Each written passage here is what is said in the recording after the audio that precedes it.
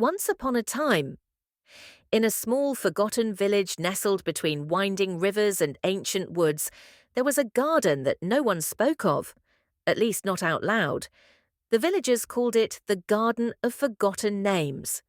It was a place both mysterious and sacred, a place where the forgotten souls of the world could go to leave behind their names in exchange for a second chance at life.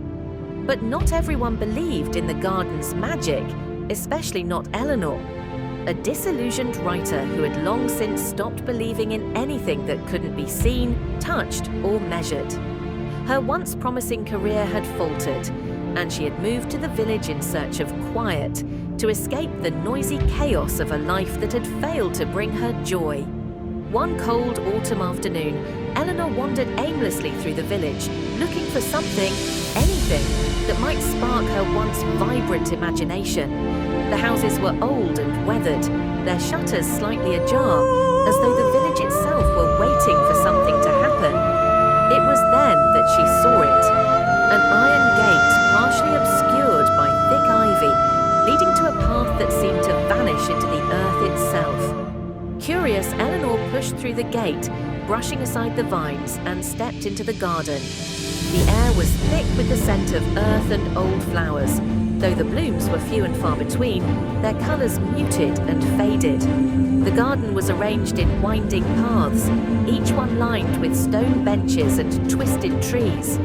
But what drew Eleanor's attention most were the names. Scattered among the hedges and carved into the bark of the trees were dozens, perhaps hundreds of names. Names written in chalk, scratched into stone, or painted on wooden plaques, all looking as though they had been left behind long ago. As she wandered deeper into the garden, she noticed a small worn notebook resting on a stone bench. Its cover was cracked, its pages yellowed with age. She picked it up and opened it. The notebook was filled with names, but these names weren't just written, they were crossed out. Each name was followed by a date, and sometimes a few words, an epitaph, a note, or a confession.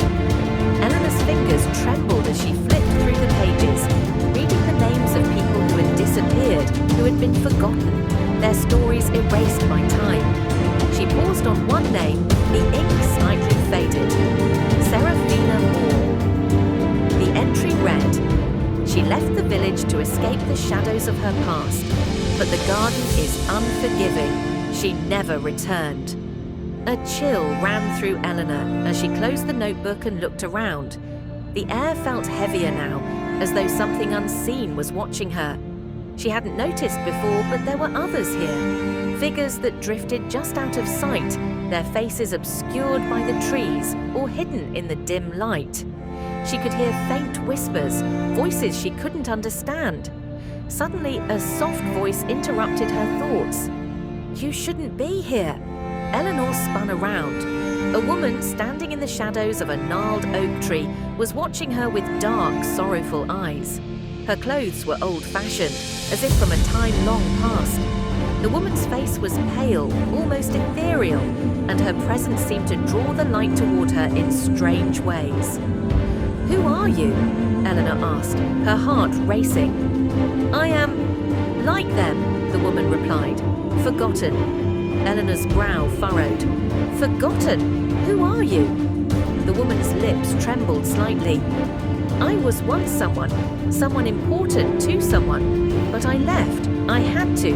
My name is gone, as are all the others here. This garden claims us. It takes us when we forget who we are." Eleanor felt a shiver run down her spine. But why? Why would anyone want to forget? The woman's eyes flickered with sadness. Sometimes it's not a choice. Sometimes the world is too cruel, and the only way to survive is to erase yourself, to become nothing. She looked away, her voice softening. But the garden doesn't let you leave. It holds you here, in between. Eleanor stepped back, her mind racing. What happens to those who leave their names behind? "They're given a second chance," the woman said. "A new life, but at a price." She paused, and when she spoke again, her voice grew more distant, almost lost. "The garden feeds on the names. The more names it takes, the stronger it becomes. but each name leaves behind a shadow, a part of the soul that can never be returned.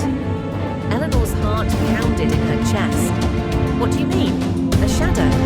"The garden," the woman said, "does not forgive. It remembers. And in the end, those who leave their names behind are forgotten, yes, but something of them remains here, something that cannot move on." Eleanor's gaze drifted to the stone bench where the notebook had been.